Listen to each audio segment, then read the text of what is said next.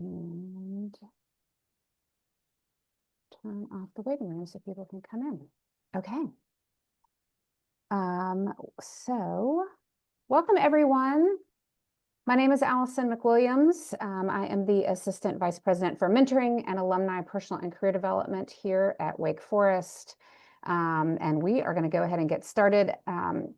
Our team provides resources, support, coaching, and connection for Wake Forest alumni, and that includes providing programs like our conversation here today. So we are so happy you are all here joining us.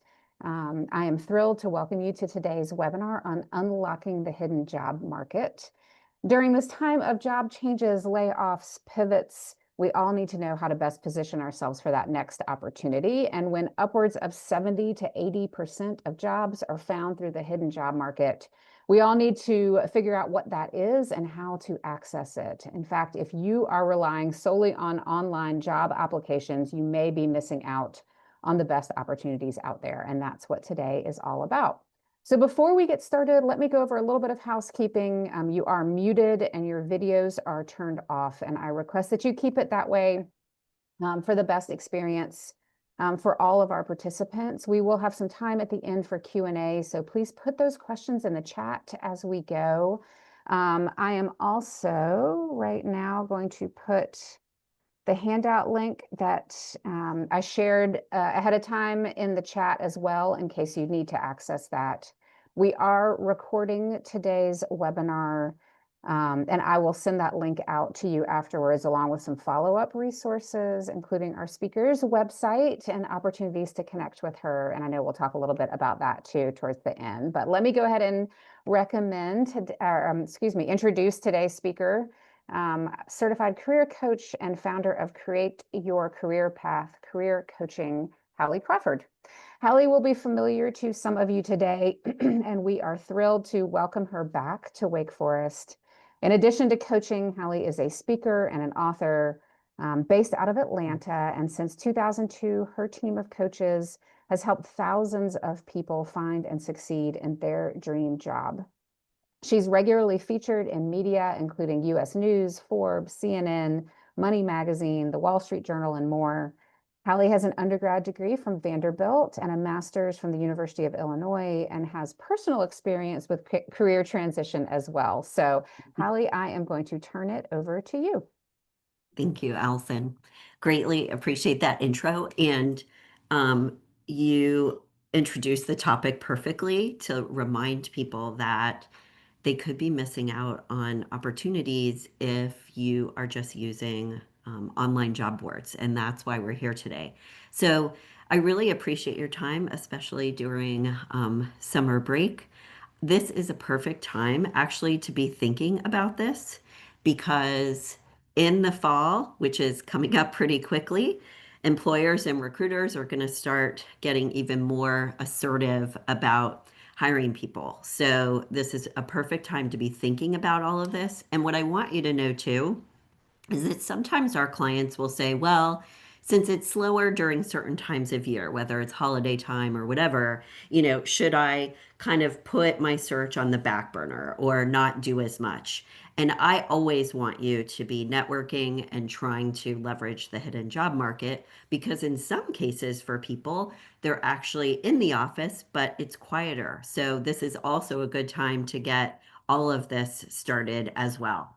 So we're going to talk today about how to unlock the hidden job market. We already had a great introduction, so I won't belabor this too much. I'm a certified career coach. My company is based in Atlanta, Georgia. I founded it in 2002, and we have coaches all over the country that provide the individual coaching for us.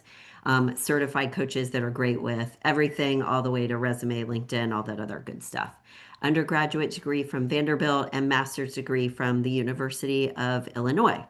And because we are going to give you a lot of helpful information today, I love what I do, so I tend to share a lot of advice.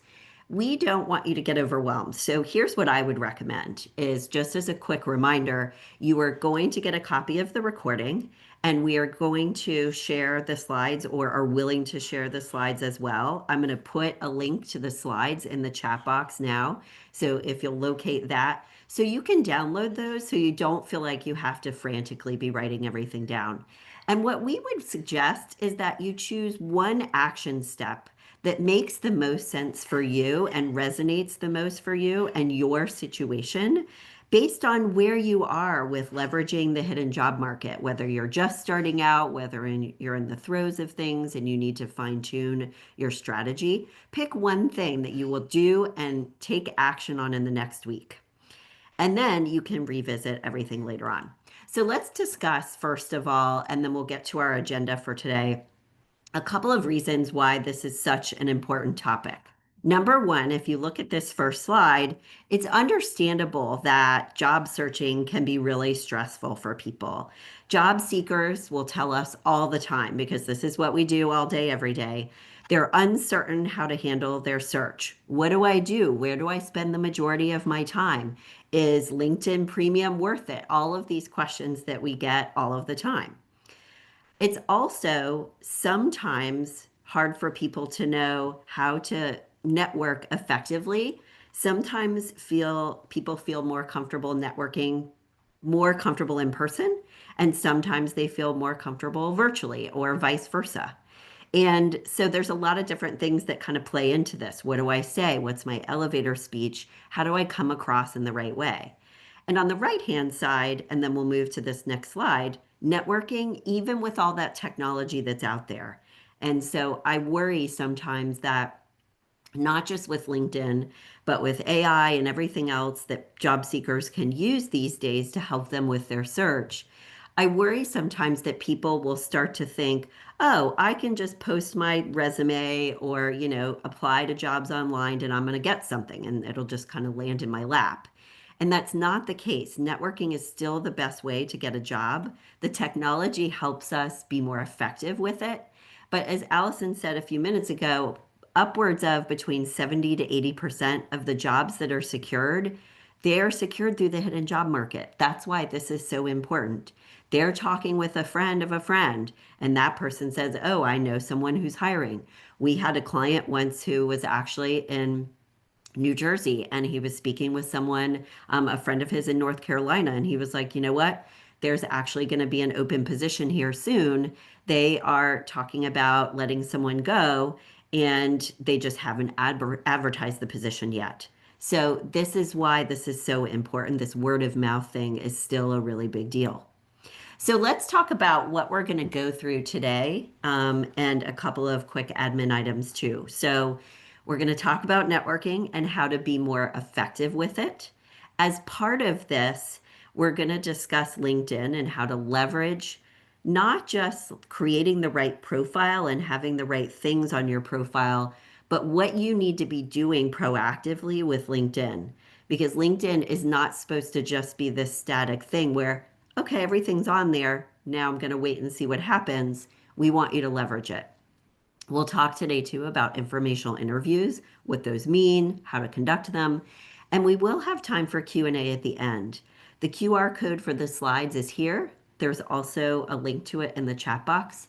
And one of the things I wanted to mention is I would love to see questions come through throughout the course of our time today. So don't feel like you have to hold it till the end of our session. Ask questions as we go. I will pause and I'm happy to answer. I would also love to hear from people what your action steps are, what resources you've used, or any comments that you have as well, because I love it when you all can also learn from each other today too. So please locate the chat box and let's use it because I think it's going to be incredibly helpful if you do so.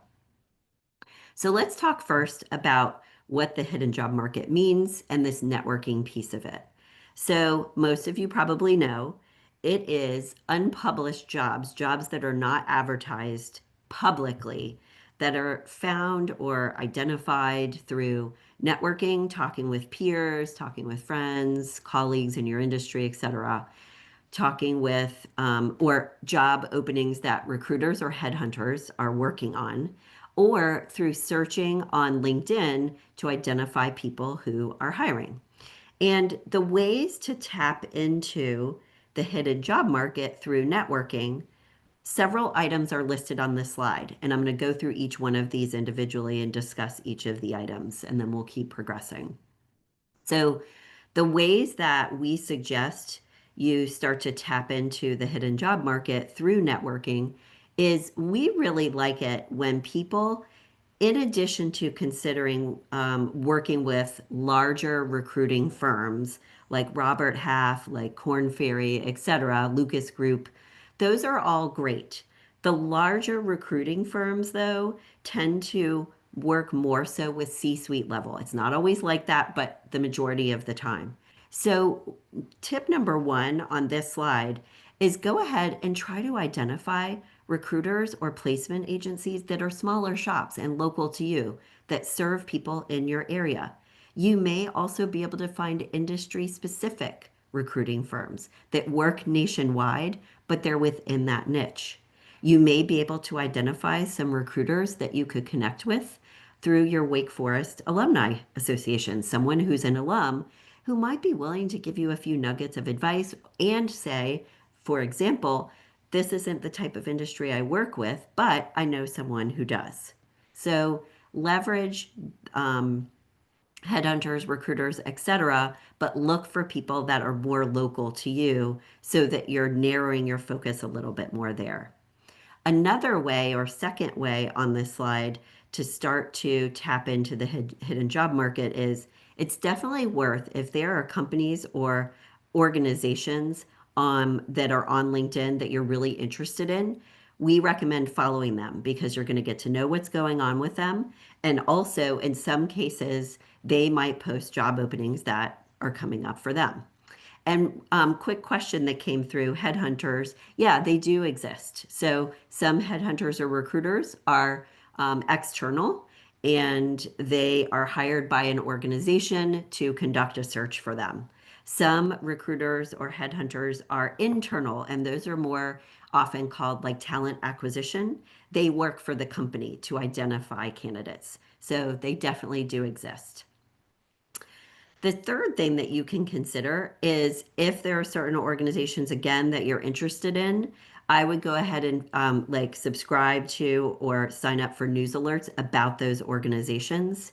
And then the two other things, and we'll talk about all of these a little bit more as we go too, is definitely join your Wake Forest networking alumni group on LinkedIn and any other Wake Forest resources that are available to you because the way when we want you to think about networking, we want you to understand and know that we are not sitting here saying every single person that you're going to reach out to is going to get back to you.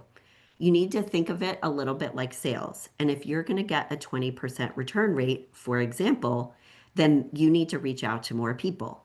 And people who are fellow alum, though, are going to be more likely to give you time, connect with you, help you. So we want you to leverage your alumni connections. And also, on the last item at the bottom here, attend local networking events in your area. And you can use websites like eventbrite.com to identify local events. This is where you can also use ChatGPT or AI. Give me local networking events for my industry. You can look up the industry specific association that is local to your area and attend those events. You could use ChatGPT or something else to identify career fairs.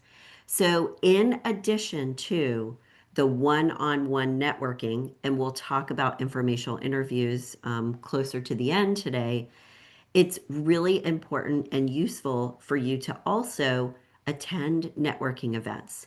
Know that some of them are going to be more helpful than others. It's going to depend on the group, how large it is, how active, all of that. But the clients of ours who get jobs, and I have one example that I'll share with you right now, and then we'll move to the next slide, are people who treat their search. It's almost like, and I hate to say it this way, but this is what we told him. You need to kind of be like a machine. And what that means is you're not just pumping out job applications online, but you're making connections on LinkedIn, you're attending events, you're talking to as many people as you possibly can. And we want you to think about it a little bit as a game of numbers, for lack of a better way to say it, because the other thing that we find with our clients too is that they will get an interview, let's say, or they'll make a new connection with someone and they're really excited about it and they get kind of attached to that. And, if they don't get anything out of that connection or less than they had hoped, or they don't get the job, then they end up on this roller coaster of the up and down.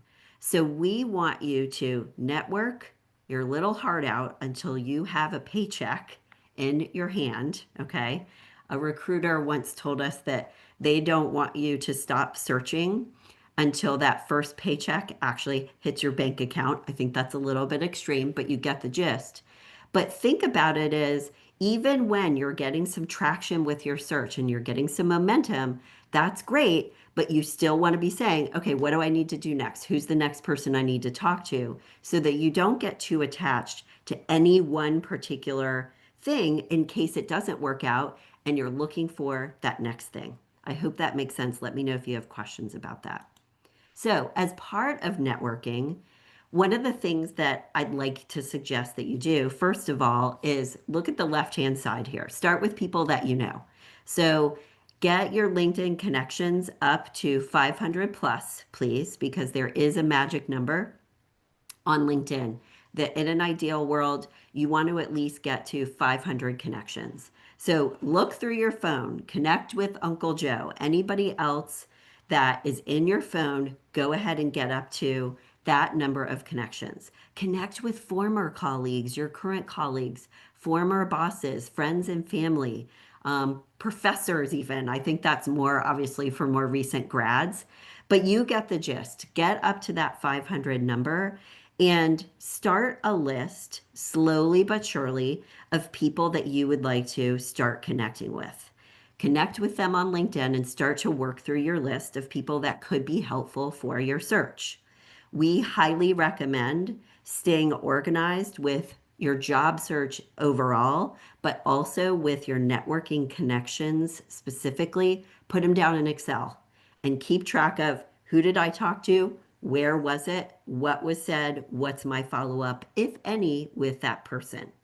We want you to be talking to so many people that you can't remember what was said in each of these conversations. That's actually a good thing. That's why you want to write down what's going on in Excel. And then once you've started with people that you know, branch out to other people on the right-hand side of this slide, people that could be helpful for you, and you could in turn be helpful to them. So your LinkedIn alumni group, like we talked about, it is worth checking out maybe a couple of industry specific LinkedIn groups and joining those, because when you get into those, we had one recruiter, and I think other recruiters do this, when they will look in their LinkedIn industry specific groups first when they're looking to hire someone. In some cases, a recruiter or an employer, a hiring manager, may look in their Wake Forest alumni group first. So get into those groups because it may increase the chances of you being found, so to speak. And inside of these LinkedIn groups, if you happen to see certain people who are really active there, those are people that might be a little bit more open to networking and might get back to you if you reach out to them and give you some advice on your search, make some additional connections for you. So LinkedIn groups and events, we want you to check those out, okay? Now, as part of networking, we really want you to make sure that you have a few things in place, and we're going to discuss these a little bit more as we go today. So I almost want to say before you start networking, but I also don't want you to hold back with the networking. So let's say I want you to go ahead and start making these connections on LinkedIn so that you're expanding your reach, expanding your breadth of connections, and have more second connections, etc. But at the same time, you need to make sure that your resume is ready to go and your LinkedIn profile is updated and ready to go. because the first thing that most people are going to do is going to go to your LinkedIn profile and or they're going to ask you for your resume. So you want to be prepared. The second thing in the middle of this slide is we want you to have your elevator speech prepared as well. Because when you set up these meetings with people or attend events, we want you to be ready to go with something confident that sells you and explains to them who you are, the value that you bring, and also why you're there at the event, what you are looking for. I'm looking for, a project management position at a large Fortune 500 organization like Home Depot, Georgia Pacific, or whatever it is. Be as specific as possible with people and give them examples of what you're looking for because that's going to help them start to think about possible connections, etc., and how they might be able to help you. The more specific you are with your ask and your examples, the better off you're going to be. And then over time, there are a couple of things that we also want you to do in terms of being proactive, leveraging your time effectively, and also leveraging LinkedIn. So once your LinkedIn profile is up to speed, it is a good idea to add to your list of tasks for networking and visibility purposes. Number one on the right-hand side, start to share things on LinkedIn. And it could be, every other week. It doesn't have to be all the time. We want you to keep it professional. And one of the things that our clients have actually done with good success is it's okay if you're in a position to do so to share on LinkedIn that you're looking for a new position. This is what I'm looking for. If you have any advice or suggestions for me, please feel free to share. You just never know who's going to comment, reach out to you, and might be able to give you a little bit of assistance. The second thing we want you to consider with the hidden job market to leverage it is checking the feature on LinkedIn that is the who has viewed my profile feature. It's on the left-hand side under LinkedIn under analytics. We recommend LinkedIn Premium. Yes, it does cost something, but it is a very good investment in your search because one of the reasons, among many, is when you check the who's viewed my profile, you're going to get more details about the person who has viewed your profile. Okay. And you get more messaging and more messages and opportunities to message people. So when you start to see people that you're interested in connecting with, or if you see someone who's viewed your profile at an organization that you just applied to, I want you to reach out to that person. So LinkedIn Premium, I definitely think is worth it. There's a lot of other tools that you get with it. You can try the first month for free. And I'm told that if you hold out on them after the first free month and don't sign up right away, you'll get a discount. So hold out a little bit. And then once you're finished with your search, you can always turn it off. So try it for a couple of months for me. There are a lot of good features. For example, they give you a lot more messaging. Your messages can be longer so that you can actually sell and promote yourself to someone. And then also, as part of this, there's a lot of AI features that they give you inside of LinkedIn as well to help you update your profile, send the right messages to people, etc. We talked about number 3 already, identifying people who are more active in LinkedIn groups. Those could be good connections for you. And we recommend that at least once a week. And if you are in a very active job search right now, like you want to get something as soon as possible, you need to be checking your LinkedIn at least 3 times a week. Checking your messages and responding to them right away. Checking the who's viewed my profile, reaching out to people who are hiring, all of this other good stuff. Okay. So let's talk more about LinkedIn for a few minutes here because I would say pretty much for all industries. Now, I do know that a few industries are starting to try to launch their own industry specific kind of networking platforms. LinkedIn is still the best way to go. The biggest one, the most popular, the most highly used. So I definitely would use their job board, But for networking purposes, in addition to the other things we've talked about, like industry-specific associations, alumni association events, networking, like groups that are in your area, LinkedIn is a really big piece of the puzzle here. Okay. And when we're talking about your profile for a moment here, in order to be effective tapping into the hidden job market, you want everything to be up to date, clean, branded, and selling yourself effectively on LinkedIn. So, your profile, you need to have a picture, you need to have all of your content up to date and selling you effectively. We want you to create a list of connections and get up to that 500 connections, like we said. But LinkedIn is also a way that you can stay in touch with existing connections that you've made. And for example, when you attend an event or if you do an informational interview with someone, you always make sure you connect with those people along the way. We like for people to stay in front of their network by sharing information, whether it's sharing an inspirational quote, sharing an industry specific article that you found helpful and useful.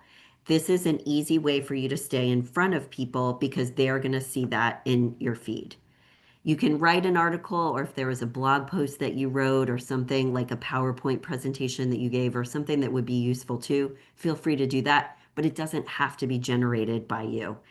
So don't put that pressure on yourself. You could be sharing things from other people too. One of the things that we recommend to some of our clients, if they feel like they come across well on video, and if they don't, that's okay. But a couple of things we want to make sure you absolutely have on your LinkedIn first. Make sure that you have a professional headshot. It makes a huge difference. We also want you to have a banner behind your headshot, and we'll show you what we mean by that in the next slide or two.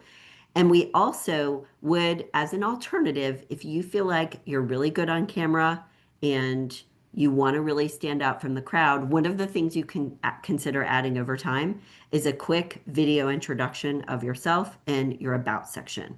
It could include your elevator speech, brief career history, those types of things too. Sorry. But at a bare minimum, we want you to have everything on your LinkedIn profile branded, search engine optimized, a banner behind your headshot, your contact information visible, your skills section filled out, and all of the different sections on LinkedIn filled out as well. So let's talk about your headshot. I think most people know about this, so I'll be short with this one. But just make sure that you've got an updated, contemporary, professional, smiling, warm headshot on your LinkedIn because people are going to be more likely to connect with you, reach out to you, all of that. When you're thinking about a branded image for your banner behind your headshot, and I'll show you an example on the next two slides, you could have, if your current organization is, very highly regarded, great reputation, you could have your current company logo in there. Or it could be a nature scene or city skyline or a really nice picture of Wake Forest and the campus. It could be something else relevant to your industry. And we want you to brand it so that you're selling yourself effectively. And what we mean by that is you've got the image and you've got like a tagline that sells you kind of like a company would on top of that image as well. Okay. With your about section on LinkedIn, it can be a little bit more personal. You can have it written in third person. For the most part, that's fine. But we want you to have something that's personal in there too. Use I statements. That is okay to do on LinkedIn, and we encourage you to do that because LinkedIn is supposed to be a little bit more personal, okay to be a little bit more casual. Whereas on your resume, it's only going to be third person. It helps you connect with your reader a little bit more. The second thing on the left-hand side of this slide is you want to make sure that you have search engine optimized all of your sections on your profile as well. Okay, so employers can find you when they're doing a search for people.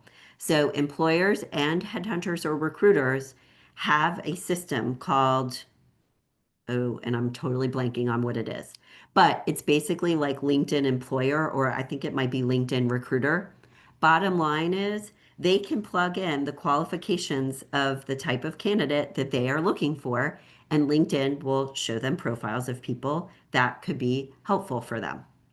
The other thing we want you to think about is on the right-hand side, working on getting recommendations on LinkedIn, because over time you can use those in your experience section on LinkedIn to help sell you effectively. That's also content that you could use to get in front of people. And I think it's called talent management. If Sharon, you're sharing that, thank you for that. And then the other thing that we want you to make sure that you do on LinkedIn as well is make sure that you have turned on that you're open to being viewed by employers and recruiters so that people know that you are open to work. And also that you've updated and double checked your settings just in case. Because if it's been a little while since you've checked your LinkedIn settings, which is normal for a lot of people, you want to make sure that everything that is on your LinkedIn profile that you want to be visible is visible. Now let's take a look at this next slide for a minute. This is the example of our like branded banner, if you will. And what we mean by this, if you take a look here, is so this person has a dog's nose because she is a veterinarian and she's in pharmaceutical sales for animals. And so her job title is regional director, blah, blah, blah. But basically, we came up with this kind of tagline for her and also this content so that when someone lands on her profile, they know exactly who she is and exactly the kind of value and results that she achieves for her clients, her team, all of that other good stuff. So, a couple of things we want to point out here. Branded banner, good idea. You want to make sure you've got your education and your last most recent company or organization. And this is going to pull from the bottom of your profile anyway. We want you to have this 500 plus connections, and we want you to put your contact info in here so that it's easy for people to reach out to you outside of or in addition to LinkedIn. There are a lot of different things that we have or packages, but also a LinkedIn guide, resume templates that we sell. Feel free to use the link in the chat box to take a look at those or use the QR code. But one of the things that we do for our clients is creating all of this for them so they don't have to worry about it, making sure that their LinkedIn profile has every single thing they need, and including the branded banner, but also that it's search engine optimized and all that other good stuff. Okay. So let's take a look at LinkedIn etiquette here for a minute. We'll go ahead and launch this poll. And Allison, I added a little bit of context to this poll just to make it a little bit clearer for people. And then we've got a question that came through too. So one of the things I want to say as we start to get to this poll is when you are reaching out to a first connection, obviously you can just send them a note on LinkedIn, tell them what you're looking for, good to go there. But if there is ever a second or third connection that you're wanting to reach out to, don't do an end run around the first person that's between the two of you. Ask first your connection in between the two of you to make an introduction because they're more likely to get back to you if you do this. And also, then you have their contact information and you can follow up with them. So we'll give you a moment to complete this poll. And one person is asking, thank you for this. Current organization offers free LinkedIn learning access. Do those courses being on LinkedIn make a difference? They can. So here's what I would say. I wouldn't, Maggie, like paper your LinkedIn profile with 20 like courses because then it is going to diffuse the message a little bit. But having coursework does show that you care about your professional development and success. And in some cases, it enhances or and can enhance if it's relevant to the types of jobs that you're looking for, it can enhance your candidacy.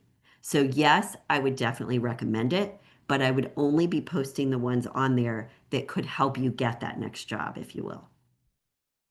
And it looks like so far, most people do include that note, which is what we want. That's great. Whenever you are reaching out to anyone on LinkedIn, you want to include a note and let them know why you are asking to connect with them.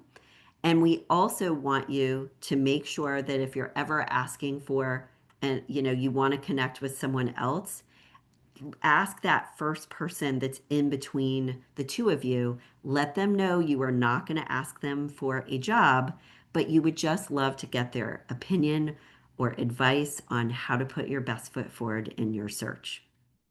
All right, as part of LinkedIn, what we want you to be doing regularly is keeping up with your network. Make sure that you're responding to messages in a very timely fashion within 24 to 48 hours if it's like a hot lead for you. Create those new connections, like we said, join groups. You can ask or post in that group if anyone has, job seeking advice for you. You never know, people might respond. And make sure that you're making networking a part of your weekly schedule, that you are honestly spending more time on networking versus applying for jobs online, because like we said, those percentages are higher. This is a perfect kind of lead in or follow up to what Maggie was asking. It can help to take a class because it can help you gain qualifications. Those people that you take a class with, those are networking opportunities too. It can help you enhance or create a new skill set or show that you're working towards something. And it can also help you add to those transferable skills. So I know Maggie asked this question. If we could do this second poll really quickly here, Allison, that would be great. I am curious how many people have taken a class on LinkedIn and LinkedIn Learning. And if they, curious if you found it helpful, please go ahead and share in the chat what class you took. And if you found it helpful, we'd love to hear about that. And so far, it looks like a lot of people have. I find that this is really helpful just to help you stay challenged and refreshed kind of in your existing network or industry, sorry, but also, especially if you are looking to move into like a new role, a new organization, or doing something a little bit different, these classes can help you with that too. And it looks like we've got a little bit of half and half, but more so that people have. So this is definitely something that you could check out as one of your possible action steps if you have not leveraged a class before. Now, I always want to just briefly mention this. If you feel like you need more help, I'd be happy to talk with you about working with us, whether it's I need to get my LinkedIn profile updated or what does my elevator speech need to be and what's a job search schedule for me. You can schedule a consult using the QR code here. I will put a quick link in the chat box as well. Do me a favor, and if you do set this up with me, please let me know because we do give a discount for Wake Forest alum, and I want to make sure I get you that coupon code. All right, let's talk next about informational interviews. This is a biggie.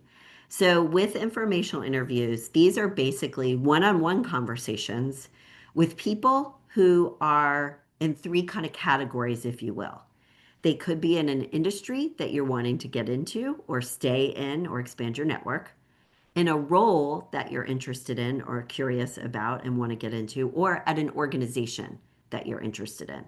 And we've got someone saying, I took classes on how to optimize LinkedIn. I love that. That's fantastic. Thanks for sharing that, Sharon. So informational interviews are one-on-one conversations. It could be over the phone, it could be in person, it could be a Zoom meeting that's video where you're making a new connection with someone. And kind of a general way to handle this is to ask them or let them know you're looking for advice on how to put your best foot forward in your search. So there's lots of different things that you can ask, and we'll talk more about this as we go today too, and before we close. So what we want you to do is start working on setting these conversations up with people. Remember, like we said, not everyone is going to get back to you. So the more people you reach out to, the better off you're going to be. Because we've had clients actually, they're conducting on a regular basis between 5 and 6, for example, when they're really actively searching for a job, 5 and 6 informational interviews a week. Okay, so the more people you talk to, the better off you're going to be. The more people you reach out to, the more people that will give you that time. You can ask questions in these informational interviews about their organization. What should I be putting in my resume that's really important to Workday or wherever it is that you're considering applying to? Their industry and their role. You can get general advice on their search, or sorry, on your search. Are there networking groups that you've found really, really helpful, industry specific or otherwise? Are there recruiters that you've worked with before that you would recommend? Are there other connections you might be able to introduce me to? So you're leaving it wide open for them to give you whatever advice they might have and being very clear up front that you are not asking them to get you a job. So we'd love to launch this next poll here, and this should be our last one for today. How many people out there have completed or conducted an informational interview before? And I'd love to see in the chat box too, if it was helpful for you, what you thought of it, how many people got back to you, etc. So we'll give you a moment to complete that. And I'm just going to move to this next slide here for a moment, and we'll start talking about these in a second. So remember, like we're saying with informational interviews, you are gathering information and possibly connections from that person. You're not asking them to get you a job. There are lots of good reasons to conduct these. Ooh, and it looks like we've got a lot. This is great. So actually, sorry, let's pause and look at the poll here for a moment. I'm thrilled that this many people have, and people are starting to put it in the chat too. So please take a look at this. This is awesome. Um, and for those of you who haven't yet, it's okay. This is one of the things to add to your list. We've got people saying they've been really helpful. They help you expand your network, but also getting insights into the culture of the organization that you're considering whether you want to accept an offer or not, and whether you even want to apply in the first place. Lots of different reasons. So if we take a look at this next slide, it gives you a chance to learn what it's really like to work there and if it's going to be a fit for you and maybe what opportunities exist that aren't advertised. Give you the inside perspective, for example, before you accept an offer. Make a connection in that industry or field, and then you have access to their network as well on LinkedIn. So finding others to network with. And the other thing I like about these is it gives you a chance to practice your interview skills with less pressure. So you want to show up professionally. You want to do really, really well with them, but it's good practice for your interviews that will be coming up in a lower pressure kind of setting, if you will. Now, who are the people you can do these with? There's a great list here. Practice with friends and family first. Get feedback from them on how you're coming across. What's your body language? Are you confident? All of that other good stuff. So any of this, the people in this list here on the left are fair game for possible informational interviews. Remember, like we said, not everybody's going to reply to you. And someone said in the chat box, which is exactly true, you can't do too many. The more you conduct, the better. And we want you to make it as easy as possible on the other person to make this happen because you're the one that needs information and help. So you want to keep it easy. So 3 tips. Number 1, you let them know up front you're looking for information, not a job. I personally like it when the person who wants my time in an informational interview, when right before we are meeting, they send me, like the day before, for example, they send me the questions that they want to ask me in advance. Because guess what? I know that they're organized by doing that. I know that they're not going to talk my ear off for 2 hours, which is time I don't necessarily have, right? And I also have a chance to think about their questions so that I know our time is going to be well spent. And the third thing that we want you to do is let them know you intend to keep it brief. Let them know, and I would argue actually, I need to change this on the bottom right of the slide, 15 to 20 minutes of your time. And when you get on the phone with them or Zoom call, confirm that time. Make sure that you stick to the time. Be really professional about the whole thing. They may give you a little bit more time, and that would be fantastic if they do. So be prepared for that. So when you're setting up your email to go out to people to ask them for informational interviews, and I say email here, but it could be through LinkedIn. You want to introduce yourself, let them know how you found them, let them know you're looking for an informational interview, et cetera, et cetera. Everything else is here, so make sure you grab the slides from us. There is an example that we'll give you. And by the way, you can massage this and come up with your own version, getting ideas from AI. I do want to warn people and remind you or let you know we don't want you to write your emails, your resume, your LinkedIn using AI from scratch because employers and recruiters can tell that it's been written by a computer and they don't like it.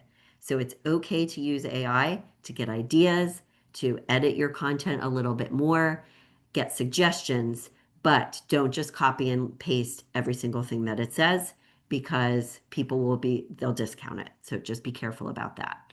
But here's your email or message template. And on this next slide, you can also use AI to help you develop your questions. What would be the right questions I need to ask during my informational interview? But here are some suggestions as well. You want to think about the person that you're talking to, what their position and their role is, to get a sense of what you should be asking them, what's appropriate to ask them based on their background and expertise. There's going to be certain questions that they won't be able to answer. And you also want to make sure that you're asking questions that are thoughtful and not things that you could just find easily on your own online. You want to use the time really wisely. At the end of each of your conversations with people, whether it's in person at a networking event or a one-on-one conversation in an informational interview, you always want to ask them in return, how can I help you? You also want to ask them, is there anyone else you think it might be helpful for me to talk to? And always ask them for an email or LinkedIn introduction to the two of you. And then if you feel like it would be helpful for you to stay in touch with this person, set that up at the end. Is it okay if I stay in touch with you? And what's the best way to do that? What's most comfortable for you? And they'll let you know. So design the follow-up at the end if it makes sense to do so. When you are networking with people, and if they give you any referrals to anyone else or a job posting or anything along those lines, follow up immediately. Keep each person posted along the way. So if I talked with Sam and I said, Sam, here's an introduction to, Joe, Cecilia, etc. Sam needs to keep me posted on if he spoke with those people and what happened as a result. And then make sure you're using your Excel sheet to check in with each person along the way, depending on if it makes sense for you to do so. And lots of different ways that you can do that. You can send them an article, you can keep them updated on your search and how things are going. So, with this networking thing, remember the client that I was talking about earlier, and I hope I gave that example. I'm feeling like I might not have gone into detail there. But this person, he attends at least one networking event every week. He is conducting between 2 and 5 informational interviews every single week as well. And he also has an Excel spreadsheet where he's not just making new connections, but he's reconnecting with the people he's already spoken to over time to kind of keep them posted on his process. Now, just really quickly, if you are starting to attend events and networking events, and we want you to do that, remember that we want you to have a really good elevator pitch ready to go. And that at the end, you're letting that person know why you're there, what you're looking for, and being as specific as possible about examples of the types of things that you're looking for. You can then say to them, I would love to talk with you a little bit further if you're willing to give me the time.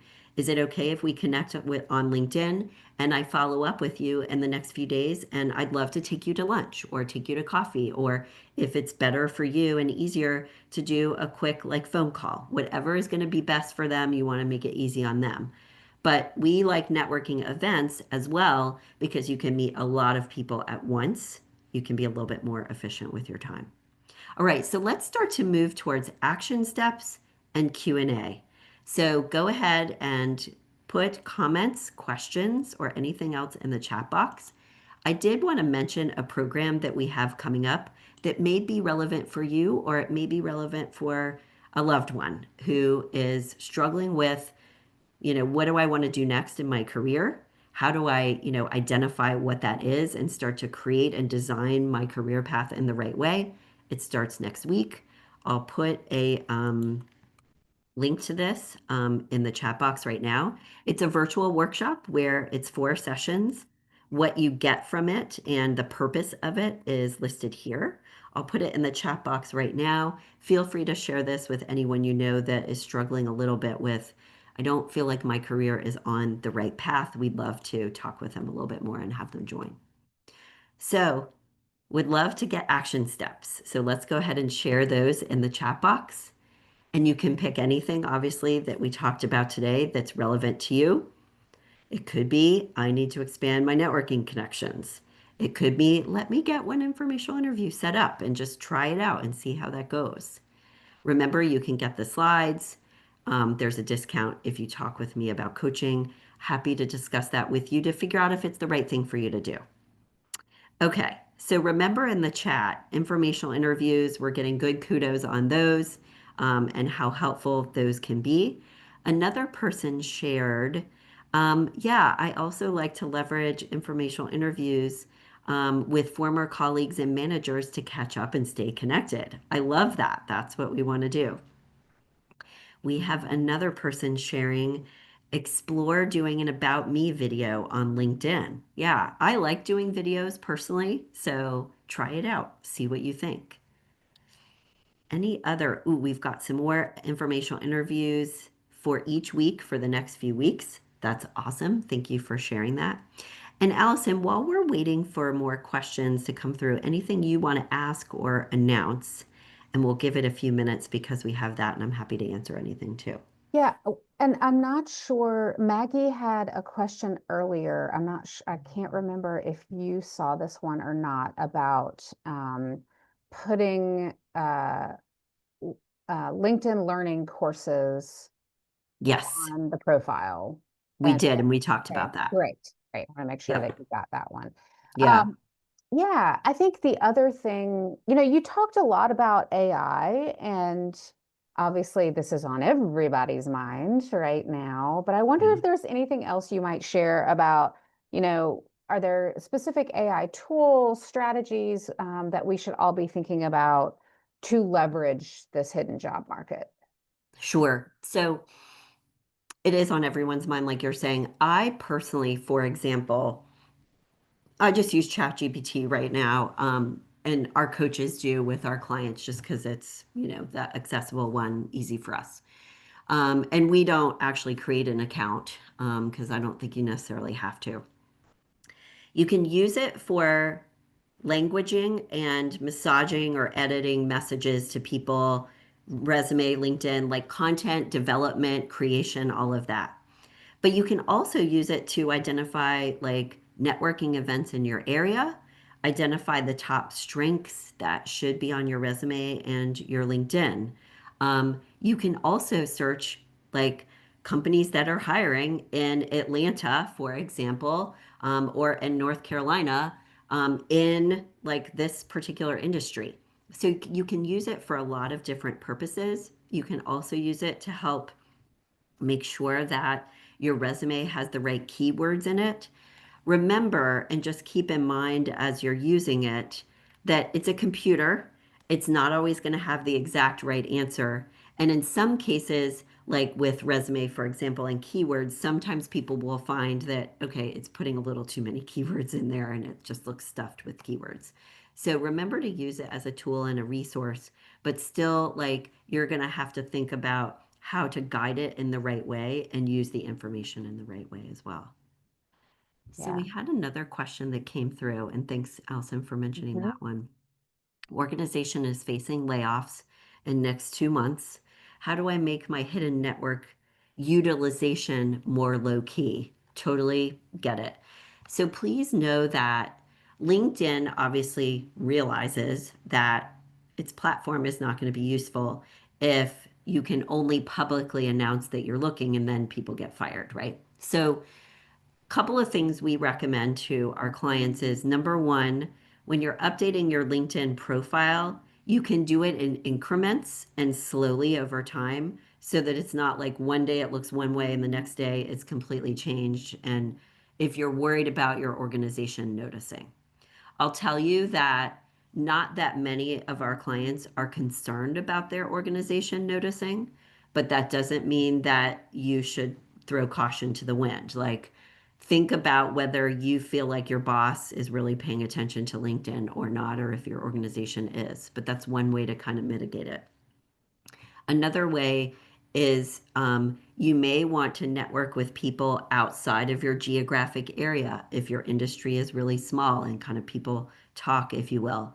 And then also on LinkedIn, there is a setting to let just employers and recruiters know that you're looking, where you don't have that like swoosh on your headshot, where it's more subtle or in the background, and people can still find you that way, but it's not public on LinkedIn. Hopefully that helps kind of as a starting point there. It's a really good question because it's a big deal for a lot of people. Okay. For staying active on LinkedIn, another question, suggestions for posting topics, who wants to create their own posts. So I would be posting about trends in the industry or types of organizations that you're wanting to move towards and making comments about those. You want to talk about or kind of tout your own strengths a little bit as well and provide your opinion on things too to help position you as an expert in the area that you're wanting to move towards. So if there's any kind of like research that you can find or gather and start to talk about how that's impacting this industry or how it might impact the industry. Those are the types of things that you can discuss versus talking about the things that you are currently or have done in your previous jobs. I hope that makes sense. It's kind of like you're positioning yourself as an expert or a thought leader about what's going on in the industry that you're wanting to get into or stay in? It's a really good question. Thanks for that one. All right. Anything else? Allison, anything you want to share or announce while we see if there are other Yeah, questions? well, Yeah. and let me say the things that obviously we are going to be sharing the recording and the slides, but also some of the other things that Hallie has mentioned will come in the follow-up email. So you Okay. all who are here will get all of that information. Maybe just as a last thing, anything else you want to share with us about if, you know, if they want to reach out for a consultation, for a coaching conversation with you all, how does that work? Anything they should know and to expect from that? Yeah. So the QR code is there and the link is in the chat box as well. It's a quick conversation to find out if working with us in, related to one of our packages or options is the right thing for you to do at this time. So I will be asking you about your goals, your needs, obstacles, what's going on for you right now in your career, and give you some coaching advice, things that you can be doing to work on those, and then talk about our services and options and figure out if it's the right fit for you. Awesome. And then one more Um, question, and then we're going to wrap up. But I yeah. saw Kristen just put a question in there about Yeah. anything you can say about hiring trends at the moment, given the uncertainty of the economy. Yep. So I do think hiring is going to start picking up again when summer starts to close out. So in the next several weeks, things are going to start picking up again. Summer tends to be a little bit slower, people on vacation, etc. I do think economically things are getting better. The beginning of this year, understandably, really, really tough, and the market was flooded because of so many layoffs with government, et cetera. So I do think things are improving and settling down a little bit. I would start to work on all of the things that we are talking about today so that you are ready to go, especially in September and the fall when people are more so back in the office and hiring starts to pick up again. And I think That, one thing that I'll add to that too is also, do your homework, which is a lot of what Hallie is saying here, right? And we know like higher ed is in the midst of mass hiring freezes, if not layoffs, right? Government, et cetera. And so you may not be able to get your quote unquote dream job at the moment, right? And so thinking about like, okay, where can I take these transferable skills and apply them somewhere else that will continue to grow my career and grow my resume so that when some of these other places open back up, I'm ready to go. And so, I think it's the moment to be realistic, not necessarily idealistic, and be really strategic about your search in those ways too. Yep. Thank you so much, Hallie. Thank you to all of you for joining us. So much incredible information here. And again, a reminder, you can reach out to Hallie's team for additional help. And of course, you can always reach out to our team here at Wake Forest, and we will provide all of that information in the follow-up. But for now, we're adjourned, and I hope everyone has a great day and good luck with your search wherever you may be. And don't forget to ask for help as you need it. But thank you so much for your time. We appreciate it. Thanks, everybody. Good luck.